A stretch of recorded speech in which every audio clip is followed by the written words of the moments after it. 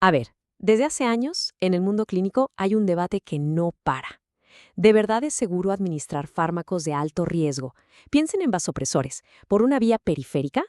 Esta es la pregunta del millón, la que surge todos los días en las salas de urgencias y en las unidades de cuidados intensivos. Y esta es justo la cuestión central que vamos a desmenuzar hoy. Porque tradicionalmente la respuesta siempre ha sido irse con mucho cuidado, casi siempre prefiriendo un catéter venoso central. Pero, ¿qué nos está diciendo la evidencia más nueva sobre todo esto? Ok, entonces, en los próximos minutos vamos a explorar este dilema, le vamos a poner números al riesgo real con evidencia fresca, vamos a ver por qué no todos los catéteres son iguales y finalmente lo vamos a llevar a la práctica. Cómo manejar una extravasación y qué protocolos nos ayudan a estar más seguros. Aquí es donde empieza el problema. Tenemos un paciente con una hipotensión que da miedo y cada minuto que pasa es crucial. Se necesita empezar con un vasopresor ya, pero claro, el miedo a complicaciones, como la extravasación con una vía periférica, muchas veces hace que se retrase todo mientras se batalla para colocar una vía central. Y la verdad, ese miedo tiene su razón de ser.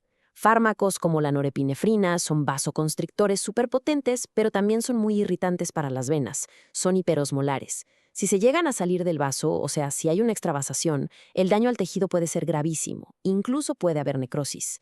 Ese es el riesgo que siempre hay que tener en la balanza. Pero a ver, ¿qué tan grande es este riesgo en la vida real? Para dejar de especular, vamos a basarnos en una fuente clave, una revisión sistemática y un metaanálisis a gran escala que se publicó hace poco en la revista Cardiovascular Diagnosis and Therapy. La solidez de esta evidencia es impresionante. Estamos hablando de datos de casi 7,000 pacientes, la mayoría muy graves, en UCI, sacados de 19 estudios diferentes, y se enfocaron en las 3 complicaciones que más nos preocupan: extravasación, trombosis e infección. Primer hallazgo importante. La tasa global de extravasación fue de apenas 1,43%. Este número yo creo que para muchos puede ser una sorpresa, quizás mucho más bajo de lo que uno se imagina, y ya nos empieza a poner el riesgo en perspectiva, con datos duros. El segundo dato clave fue la tasa de trombosis, que quedó en 1,47%. Es curioso, ¿no? Numéricamente, es un riesgo casi idéntico al de la extravasación. Y por último, la tasa de infección. Esta fue la más baja de las 3, con un 0,72%. Esto nos dice que, al menos en las condiciones que se estudiaron, el riesgo de infección fue el menos común de estos problemas serios. Y bueno, esta gráfica lo resume todo de un vistazo. Cuando vemos las 3 barras juntas, nos queda muy claro que, aunque los riesgos existen, la incidencia general de estas complicaciones en vías periféricas es, la verdad, relativamente baja. Muy bien, pero vamos a rascarle un poco más, porque la cifra global solo es una parte de la historia. El estudio también desglosó el riesgo según el tipo de catéter periférico que se usó, y es aquí donde la cosa se pone súper útil para la práctica del día a día. Ahora vean esto, que es súper interesante. Fíjense cómo cambia el riesgo según el acceso. Si comparamos el catéter periférico de toda la vida, el PVC, con otras opciones, los resultados son clarísimos. Los catéteres de línea media, los midlines, tuvieron la tasa más baja de extravasación, de solo 0,68%. Y por otro lado, los PIC, o sea, los catéteres centrales de inserción periférica, se llevaron el premio al riesgo más alto de trombosis, con un 4,41%, y también de infección. Esto ya nos da una guía muy clara.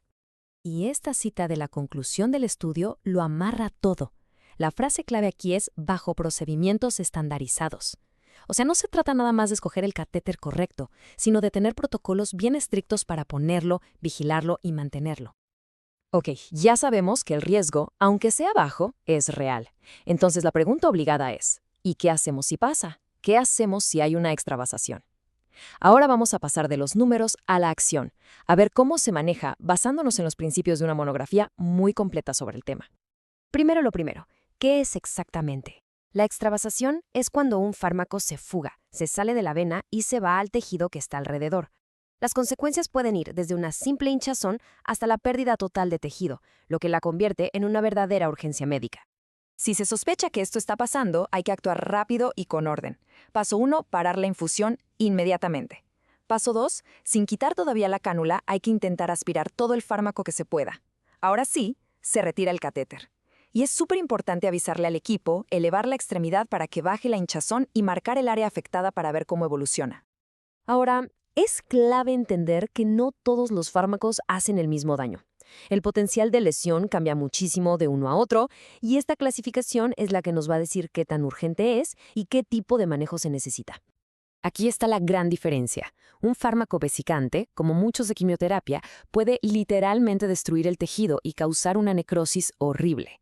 En cambio, un irritante solo causa una reacción local, como dolor, enrojecimiento, flebitis, pero por lo general no destruye el tejido. Saber esta diferencia es el primer paso para decidir qué hacer. Y ojo con esto, porque la clasificación no es blanco y negro. La concentración del fármaco y la cantidad que se fugó son factores decisivos. Un medicamento que a dosis bajas es solo irritante, como el cisplatino, se puede convertir en un vesicante súper peligroso si la concentración pasa de cierto punto. Bueno, entonces, ¿cómo juntamos todas estas piezas? Vamos a unir la evidencia sobre el riesgo con los principios de manejo para poder trazar protocolos de seguridad que sean claros y que de verdad se puedan aplicar en la clínica todos los días. Para resumir, las ideas clave para llevarse a la práctica son estas. Primero, el riesgo con vías periféricas es bajo. Sí, pero solo si se siguen protocolos estandarizados. Segundo, los catéteres de línea media, los midlines, parecen ser la opción periférica más segura si nos preocupa la extravasación. Tercero, hay que tener cuidado con los PICs en este contexto, por su mayor riesgo de trombosis e infección. Y por último, la clave de todo es la preparación. Es vital tener un protocolo de manejo y un equipo de extravasación listos para actuar. Y esto nos lleva a la reflexión final. La evidencia nos da los datos, nos da las herramientas, pero que se aplique o no, eso ya depende de cada hospital, de cada clínica. La pregunta que queda en el aire es, ¿en nuestros lugares de trabajo existen protocolos claros? ¿El personal está capacitado para prevenir, reconocer y manejar esta complicación? De eso al final depende la seguridad de los pacientes.